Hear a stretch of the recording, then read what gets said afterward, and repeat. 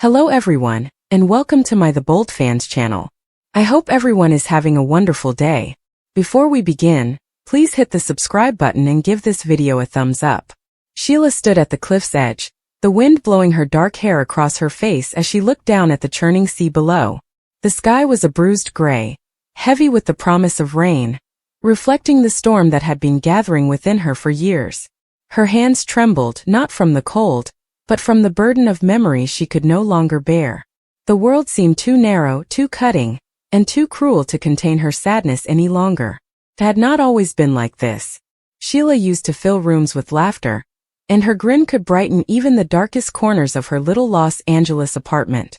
She and Katie had been best friends since college, when they made late-night coffee runs and chatted about seemingly limitless futures. They had intended to conquer the city together, Sheila with her art and Katie with her singing. But dreams like people can break, and Sheila's had done so long before that tragic day.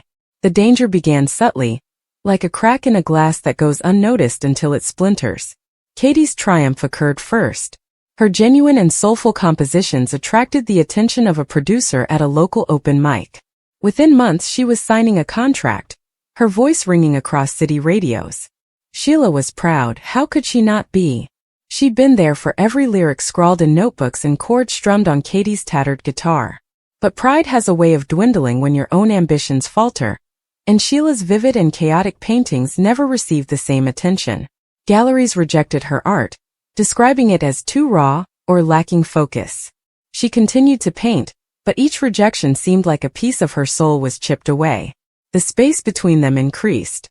Katie's world expanded: tours, interviews, and late-night parties with industry insiders who barely noticed Sheila's presence. Sheila, on the other hand, was stuck working as a waitress at a restaurant, her hands covered with paint and grease, her heart heavy with envy she couldn't express. She despised herself for it. Katie was her companion, confidant, and anchor. But anchors can take you down, and Sheila was drowning. The breaking point came one hot July night. Katie had asked Sheila to a release party for her first record. The venue was a beautiful rooftop bar, all glass and neon, packed with folks who looked to glide through life with ease. Sheila arrived in her nicest outfit, a thrift store discovery she hoped would appear artful rather than cheap. Katie looked dazzling, surrounded by admirers, and her laughter pierced through the gathering like a blade. Sheila lingered on the outskirts, cradling a warm glass of cheap wine, feeling like an outsider in her own narrative. When Katie spotted her, she dashed over, apologizing and hugging. "I'm so happy you're here," she remarked, her eyes sparkling with champagne and eagerness. But as the night progressed, Sheila saw the truth. Katie was prospering in a world that had no place for her. The final blow came when a half-drunk and rude producer asked Sheila what she did. Before she could respond, Katie burst out laughing. "Oh, Sheila is an artist. She's usually painting something wild, but it's really niche, you know?" Niche. The word struck Sheila like a slap. It wasn't just the dismissal. It was the nonchalant tone Katie used, as if Sheila's entire life, passion, and suffering were a funny footnote. She left the gathering without saying anything, her heart a knot of hurt and wrath. The following morning, Sheila did something she had never done before. She cut Katie out. No calls, no texts, and no explanations. She erased Katie's phone number, unfollowed her on all social media platforms, and immersed herself in her paintings. But the paintings that emerged were distinct, darker, angrier, with jagged lines and powerful reds. She poured her anguish onto the canvas, each stroke a scream she couldn't articulate. The art world ironically took note. A small gallery in Echo Park offered her a solo display, calling her art visceral and unflinching. Sheila should have been overjoyed, but instead she felt hollow. Katie, ignorant to Sheila's pain, kept reaching out. Voicemails accumulated, each one more frantic than the last. "Sheila, what is going on? Did I do anything? Please just talk to me." Sheila listened to them in the dark, her phone to her ear, tears flowing down her cheeks. She wanted to respond, to bridge the distance, but every time she did, the term niche rang in her thoughts and the wrath returned. Months passed and the stillness between them became permanent. Sheila's presentation was a success, but the victory felt hollow without Katie to share it. She'd see Katie's face on billboards and hear her songs in coffee shops, and each time it felt like a knife in her gut. She missed her friend, but the betrayal, real or perceived, had created a barrier too high to overcome. Then came the news which changed everything. Sheila was wiping down tables at the diner when her phone vibrated with a text message from a mutual friend. "Have you heard of Katie?" It read. Her heart has stopped. She called back, her hands shaking, and discovered the truth. Katie had been involved in a vehicle accident. A drunk driver, a red light, and a crash that put her in a coma. Sheila felt the earth tilt beneath her feet. That night, she went to the hospital, her wrath forgotten and replaced with a grief so intense that it threatened to crush her. Katie lay in bed, pallid and quiet, with tubes writhing from her arms.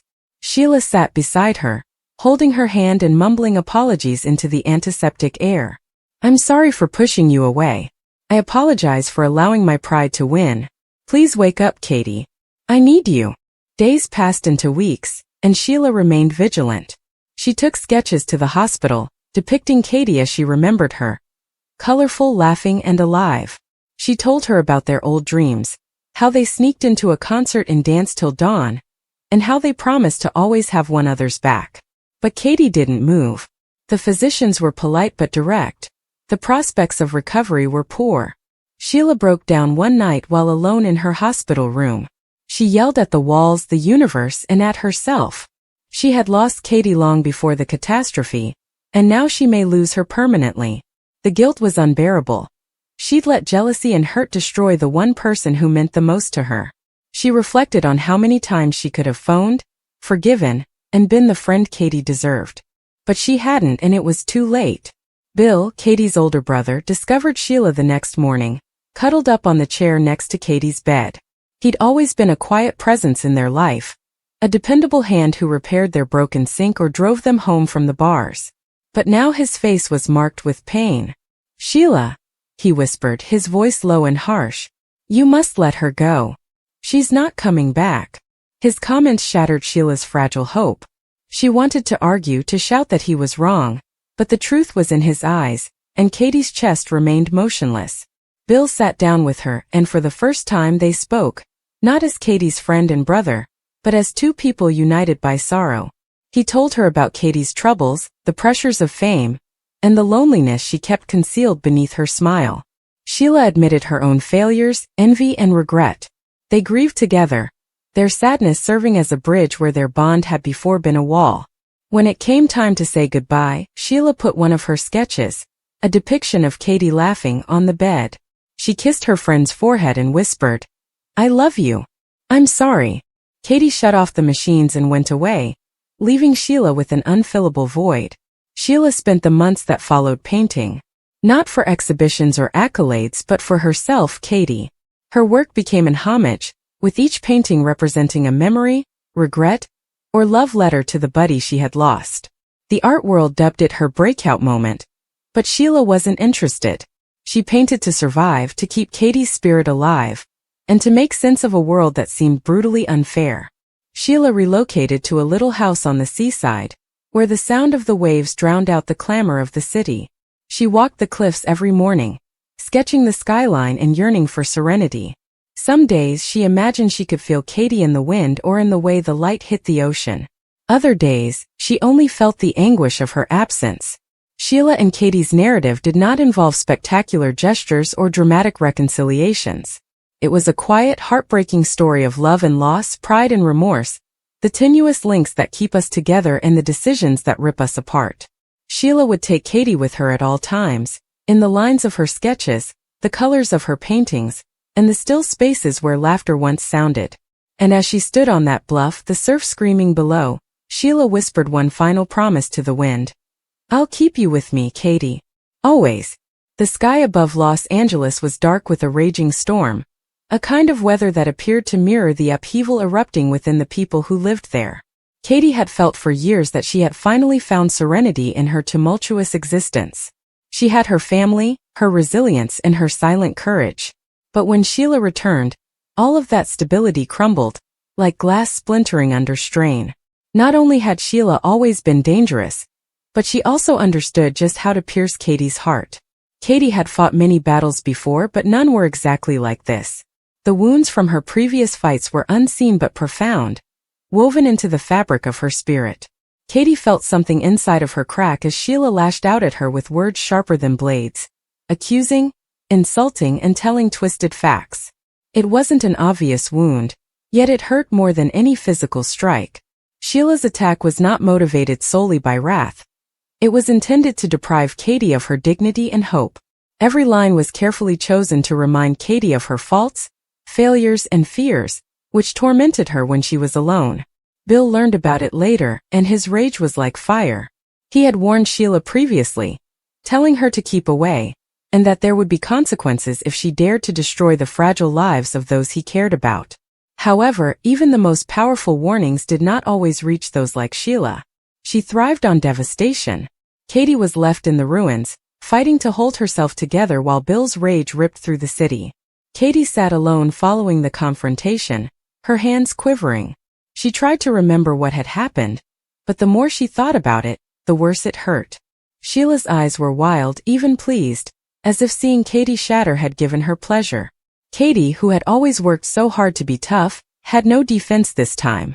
Her voice had cracked, tears had flowed, and Sheila had triumphed. It wasn't simply a fight. It was disaster.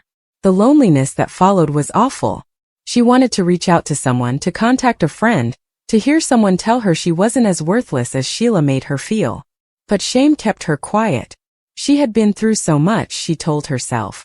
She should be able to manage it too. Despite this, she was collapsing on the inside. Bill burst into her home later that night. His presence dominated the room like a storm, his jaw taut and fists clenched. He demanded to know what had happened, but Katie could not respond.